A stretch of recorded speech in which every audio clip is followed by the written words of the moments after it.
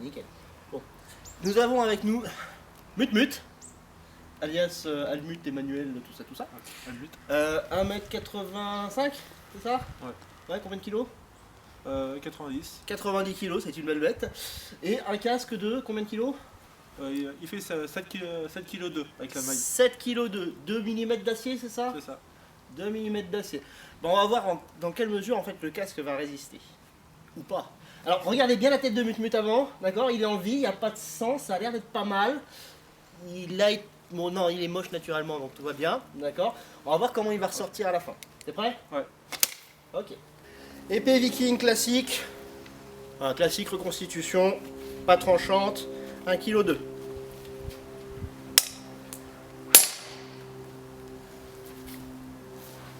sais pas si vous pouvez voir la marque. Il y a une jolie petite marque quand même. Ça tient bien.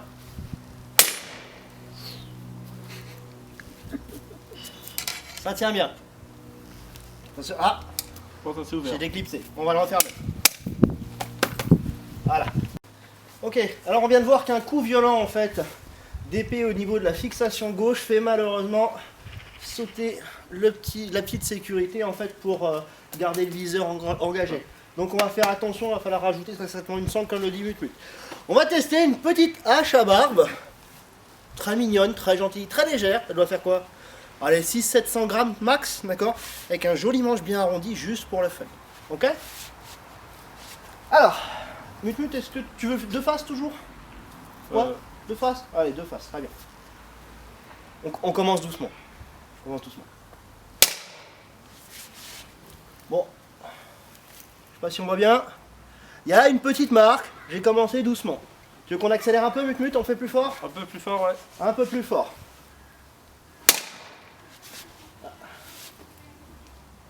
Il y a une jolie marque aussi. Tu veux encore plus fort? Un peu plus fort. Plus fort?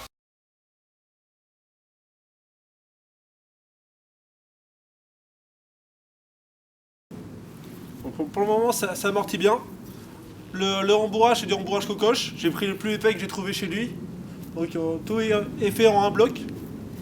Donc pour le moment, le rembourrage fait son taf. Je sens à peine.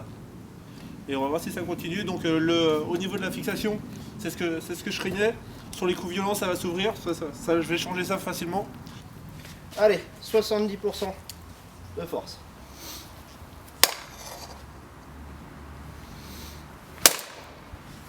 Waouh! Je sais pas si vous voyez, mais là, il y a du sérieux dégât qui est fait. Je suis pas à pleine puissance. Mutmut, t'as encore envie là-dessous? Ouais. Bon, du coup, le casque est plus très droit. Hein.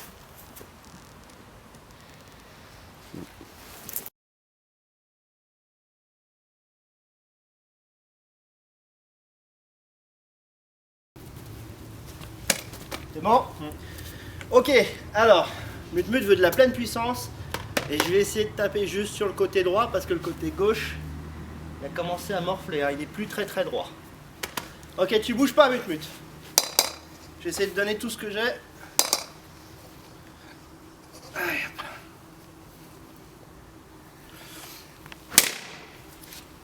Ouf. Alors, j'ai dérapé un petit peu sur le final, ce qui fait que T'as tapé un peu de puissance là? je suis pas à puissance maximale vu que j'ai dérapé en fait sur le final et j'ai pas porté toute la force en fait. J'ai dérapé sur le casque et il y a une partie de la force qui est tombée, d'accord, qui a été déviée par le casque. Néanmoins, on a quand même, tu peux zoomer s'il te plaît? Voilà, on a quand même une assez belle marque, ok? Je suis plus petit que Mutmut, d'accord, et sur le mouvement final, une partie de ma force a été déviée vers le bas. Normalement, on devrait être un petit peu plus fort, mais c'est déjà pas mal. Je vais tester enlever le casque pour voir. Donc nous sommes toujours sur la 5e tentative d'assassinat du Mutmut, qui a pris soin de faire attention à ses dents, parce qu'on va taper directement en fait sur le frontal avec ce joli bouclier viking dont je parlais tout à l'heure. Ok? Donc, on reprend nos places respectives. Regardez-moi. Bien. Alors, je vais commencer par une technique d'attaque un petit peu particulière où je vais attaquer avec le humbo en fait, d'accord, pas avec la tranche. On fait progressif, on voit ce qui se passe. Ça va? Ça bouge un peu?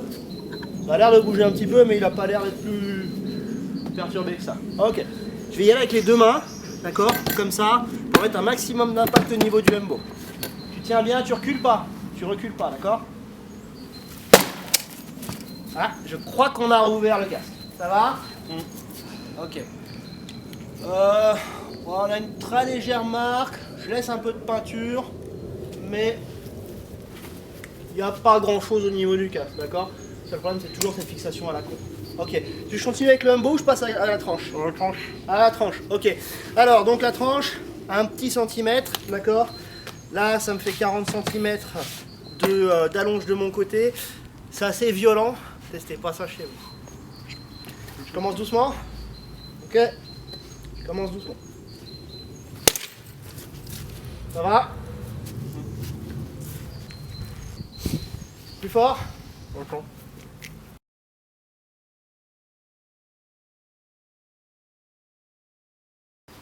Alors, donc on a testé principalement épée et hache, d'accord?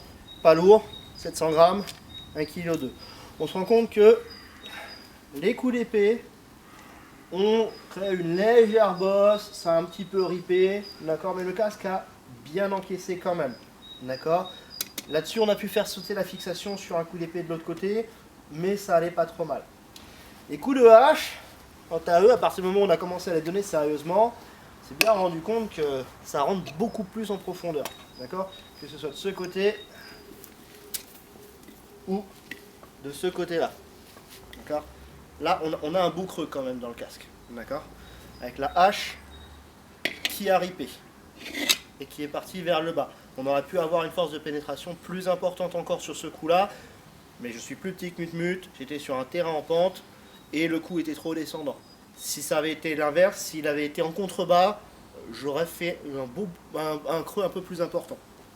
D'accord? On a réussi à moitié à péter la tâche. Le système de fixation n'est pas terrible, mais on se rend compte que notre Mutmut est encore en vie. Au niveau des coups de bouclier qui ont été donnés, il est normal que l'acier n'ait pas été déformé. D'accord? Par contre, quand on regarde notre Mutmut, si on peut faire un plan rapproché sur le Mutmut, un plan rapproché de celui quand c'est bon, on remarque qu'il y a un léger gonflement, une déformation, d'accord, sur la partie gauche du visage, notamment là où les coups les plus violents ont pu être portés, je pense notamment aux coups de bouclier les plus violents, d'accord, qui ont écrasé le visage, et au niveau du nez également, on a un léger gonflement, une légère coloration. Donc en fait, ce qu'on va voir, c'est que le casque tient très bien les coups de lame. Par contre, pour la pression brute qui est répartie en fait sur une plus grande surface, le casque va venir s'écraser contre le visage et donc va venir éventuellement faire des bleus, des hématomes, etc. Mutmut, tu as aimé? Ça va. Bah ouais, au final ça va assez bien encaissé. Enfin, j'ai méconnu des doutes sur des armes beaucoup plus lourdes que la hache à deux mains, surtout sur les hallebardes. Sur les hallebardes, ça risque de prendre. Ouais. Là du coup je suis un peu sceptique.